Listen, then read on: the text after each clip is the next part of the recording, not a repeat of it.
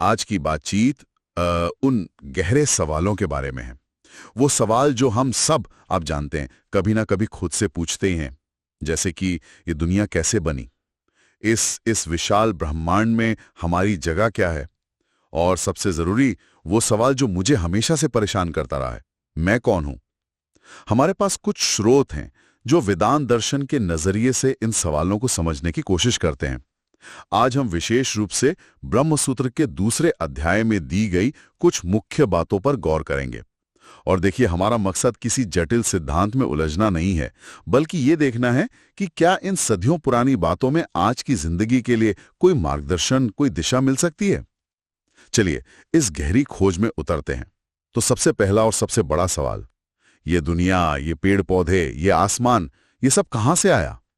इन स्रोतों के मुताबिक इस पूरी रचना के पीछे कोई जड़ या अचेतन शक्ति नहीं, बल्कि एक परम चेतन सत्ता है। ये बात बहुत दिलचस्प है, क्योंकि ये दर्शन की एक तरह से बुनियाद है।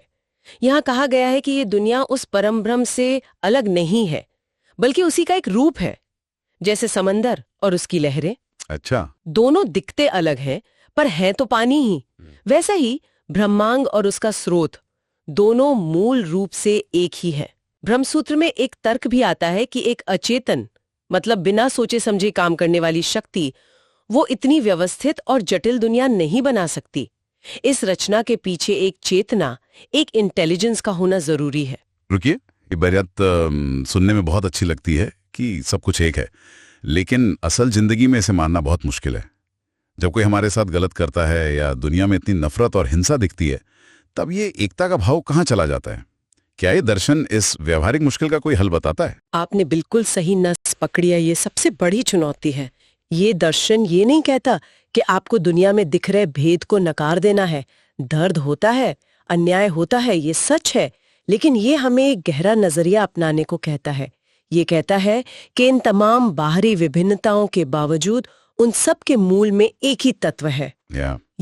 ये ऐसा है जैसे सिनेमा के पर्दे पर अलग अलग सीन्स चल रहे हैं। हाँ। कहीं खुशी है, कहीं गम है, लेकिन उन सारे सीन्स का आधार वो सफेद पर्दा ही है जो हमेशा एक जैसा रहता है। मतलब ये नजरिया हमें चीजों को व्यक्तिगत रूप से लेने से बचाता है। काफी हद तक। जब हम ये समझने लगते हैं कि सामने वाला व्यक्ति भी उसी स्रोत का हिस्सा है जिससे हम हैं, बस उसकी परिस्थितियां और समझ अलग है, तो हमारे अंदर क्रोध और नफरत की जगह करुणा और समझदारी लेने लगती है। ब्रह्म सूत्र में एक सूत्र है, तदनन्यत्वामारंभण शब्दाधिभ्यः। इसका मोटा मोटा मतलब है कि कार्य यानी ये दुनिया अपने कारण यानी ब्रह्म से अलग नहीं है।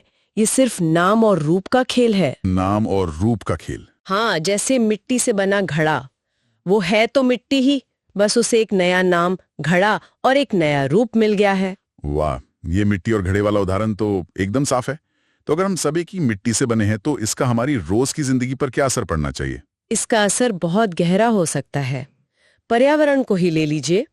जब हम ये मानते हैं कि नदी, पहाड़, पेड़ पौधे भी उसी चेतना की अभिव्यक्ति हैं, तो हम उनका शोषण नहीं कर सकते, हम उनका सम्मान करने लगते हैं। सही बात है। सामाजिक स्तर पर देखें तो जाति, धर्म, रंग के आधार पर भेदभाव की कोई जगह ही नहीं बचती। ये समझ हमें एक ज्यादा जिम्मेदार और जुड़ा हुआ इंसान बनाती है। ये सिर्फ एक बौद्धिक कसरत नहीं, बल्कि जीने का एक व्यवहारिक तरीका है। यहाँ पर बात और भी दिलचस्प हो जाती है। अगर सब कुछ वही एक चेतना है, तो फिर ये मैं का भाव कहाँ से आता है? मैं कौन हूँ? क्या मैं ये शरीर हूँ, या अपनी नौकरी, या अपने रिश्ते? ये एक ऐसा सवाल है जो सबको परेशान करता है। पर इसी सवाल के जवाब में इस दर्शन का सार छिपा है। स्रोत बताते हैं कि हमारी असली पहचान, जिसे जीवात्मा कहा गया है, वो इन सब चीजों से परे है। शरीर, मन, पद, ये सब तो समय के साथ बदलते रहते हैं, लेकिन वो आत्मा उस परम सत्ता का ही एक शाश्वत अंश है जो कभी नहीं बदलता।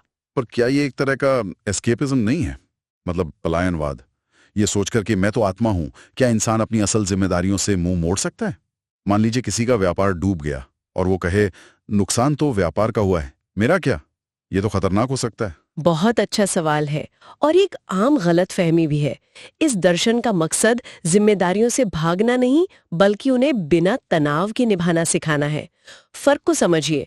एक होता है अपनी पहचान को अपनी नौकरी या व्यापार से पूरी तरह जोड़ लेना।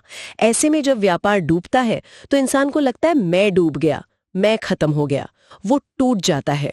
हाँ, ये तो होता है। हम कहते हैं he is a successful doctor या she is a failed artist. हम इंसान और उसके काम को एक ही मान लेते हैं। बिल्कुल। दूसरा नजरिया ये है कि मैंने पूरी मेहनत से व्यापार किया लेकिन वो सफल नहीं हो पाया। ये मेरी एक कोशिश थी, मेरी पूरी पहचान नहीं। यहाँ इंसान दुखी तो होता है, ये स्वाभाविक है, पर वो टूटता नहीं। वो टूटता नहीं है। वो जानता है कि उसकी असली कीमत इस एक सफलता या असफलता से कहीं ज्यादा है। ये समझ उसे उस मुश्किल से बाहर निकलने की आंतरिक शक्ति देती है, भागने की नहीं। जैसे सोने का एक गहना है, उसका आकार बदल सकता है, वो कभी हार बन सकता है, कभी कंगन, पर उसका मूल तत्व यानी सोना, वो सोना ही रहता है। वो वही रहता है। वैसे ही बाहरी परिस्थितियां बदलती हैं, पर हमारा असली स्वरूप वही रहता है। ये तो बहुत बड़ी राहत की बात है। इसका मतलब हम जीवन के खेल को पूरी गंभीरता से खेलें, पर खुद को खेल का नतीजा ना मान बैठे। आपने एकदम सही पकड़ा। ये आपको निडर बनाता है। जब असफलता का डर आपकी पहचान से जुड़ा नहीं होता तो आप ज्यादा बड़े जोखिम लेने और ज्यादा रचनात्मक होने की हिम्मत कर पाते हैं। ठीक है, हम आत्मा हैं जो शरीर में रहती है, पर कर्म तो हम ही करते हैं, अच्छे भी और बुरे भी। तो क्या हम अपने कर्मों के लिए पूरी तरह से स्वतंत्र और जिम्मेदार हैं?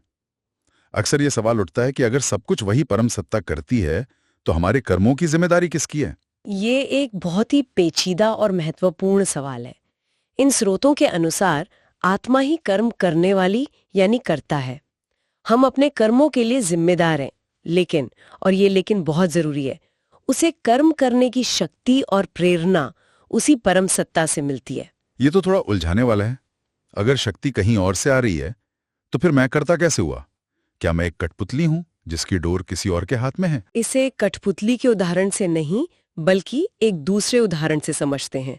सोचिए, एक लोहे का गोला है, वो अपने आप में ठंडा और अंधकारमय है, उसमें जलाने की कोई शक्ति नहीं है। लेकिन जब उसे आग में डाल दिया जाता है तो वो लाल होकर तपने लगता है और उसमें जलाने की शक्ति आ जाती है। अब जलाने का काम वो लोहे का गोला कर रहा है, लेकिन वो शक्ति उसकी अपनी नहीं है, वो आग की है। अच्छा, मतलब कर्म में कर रहा हूं, लेकिन कर्म करने की जो क्षमता है, देखने की, सुनने की, सोचने की, वो शक्ति मुझे उस परम स्रोत से मिल रही है। बिल्कुल। जीवात्मा कर्म करने के लिए स्वतंत्र है, पर उसकी ये स्वतंत्रता भी परमेश्वर की इच्छा पर ही निर्भर करती है। वो हमें कर्म करने का औजार और मैदान देता है, पर उस मैदान में क्या करना है, ये चुनाव हमारा होता है। अच्छा, चुनाव हमारा है। हाँ, इसीलिए हम अपने कर्मों के फल के लिए भी जिम्मेदार हैं। ये दर्शन हमें निष्क्रिय नहीं बनाता, बल्कि हमें हमारे हर कर्म के प्रति और ज्यादा जागरूक और जिम्मेदार बनाता है। तो इसका व्यवहारिक पहलू क्या हुआ? हमें अपने कर्मों को कैसे देखना चाहिए? क्या हमें हर काम का श्रेय खुद को देना चाहिए, या ये सोचना चाहिए कि हम तो कुछ कर ही नहीं रहे? इसका व्यवहारिक पहलू है अहंकार से मुक्ति। हमें अपना हर काम पूरी मेहनत और ईमानदारी से करना चाहिए, ये मानकर कि ये हमारी जिम्मेदारी है। लेकिन उसकी सफलता का सारा श्रेय लेकर अहंकारी नहीं होना चाहिए और न ही असफलता पर पूरी तरह निराश होना चाहिए। मिसाल के तौर पर एक सर्जन ऑपरेशन करता है। हाँ। वो अपनी पूरी काबिलियत, पूरी मेहनत लगा देता है, ये उसका कर्म है। लेकिन मरीज की जान बचेगी या नहीं, ये सिर्फ उसके हुनर पर नहीं, बल्कि हजारों और चीजों पर निर्भर करता है जो उसके नियंत्रण से बाहर हैं।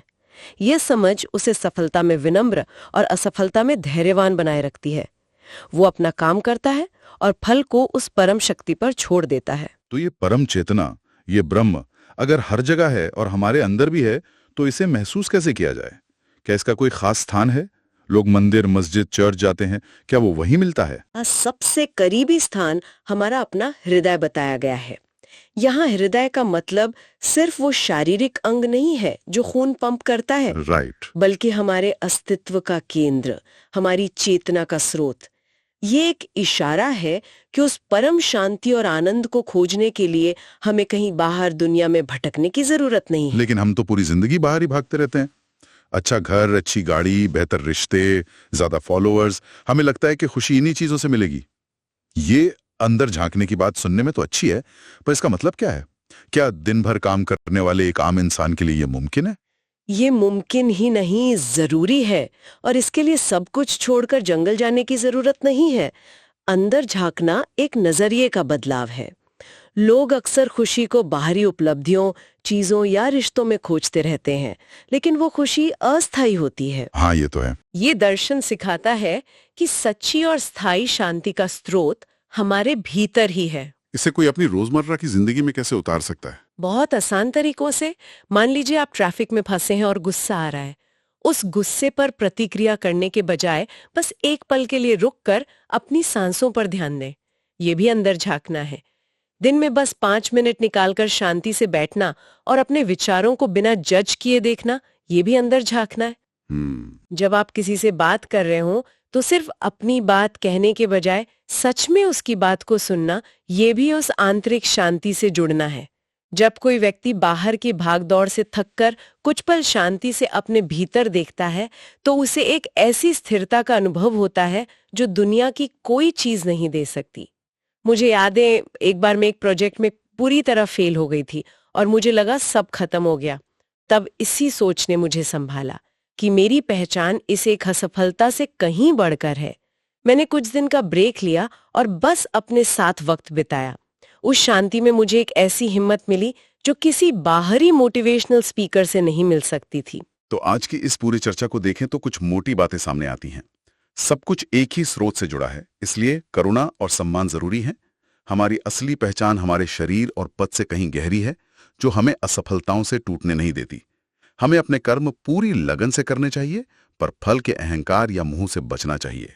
और सबसे जरूरी, शांति और खुशी का सबसे बड़ा खजाना हमारे अंदर ही छिपा है, बस हमें उसे खोजना है। संक्षेप में, ये दर्शन सिर्फ पढ़ने या सुनने के लिए नहीं है, बल्कि जीवन में उतारने के लिए है। ये हमें एक ऐसा नजरिया देता है जिससे हम जीवन की चुनौतियों का सामना ज्यादा शांति और साहस के साथ कर सकते हैं। ये हमें सिखाता है कि हम इस दुनिया में रहते हुए भी इससे ऊपर उठ सकते हैं, जैसे कमल का फूल कीचड़ में रहकर भी उससे अछूता और सुंदर बना रहता है। आज की इस बातचीत से एक विचार मन में उठता है जिस पर सोचा जा सकता है। हम अक्सर कहते हैं अपने दिल की सुनो। शायद इन प्राचीन ग्रंथों का भी यही इशारा था। अगर वो परम शक्ति, शांति का वो अनंत स्रोत सचमुच हमारे हृदय में ही मौजूद है, तो हमारी सबसे बड़ी ताकत और हमारा सबसे बड़ा सहारा हमसे बस एक विचार की दूरी पर है। तो अगली बार जब हम किसी दुविधा या मुश्किल में हों, तो बाहर समाधान खोजने से पहले क्यों न एक पल रुककर अपने अंदर झांकने की कोशिश करें। शायद जवाब वही मिल जाए